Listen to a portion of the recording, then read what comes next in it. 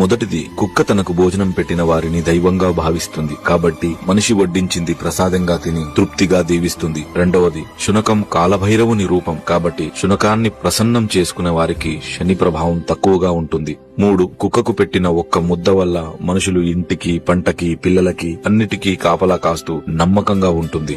4, ఇంటికి జరిగే అరిష్టాన్ని ఆవు గ్రహిస్తే ఇంటికి పొంచి ఉన్న ముప్పుని కుక్క రానివ్వకుండా చేస్తుంది. 5, కుక్క ఒకే జంతువు మనిషి బాధని, కన్నీళ్లను కూడా చూసి అవి తొందరగా పోవాలని, నా యజమాని సంతోషంగా ఉండాలని మనస్ఫూర్తిగా కోరుకుంటుంది.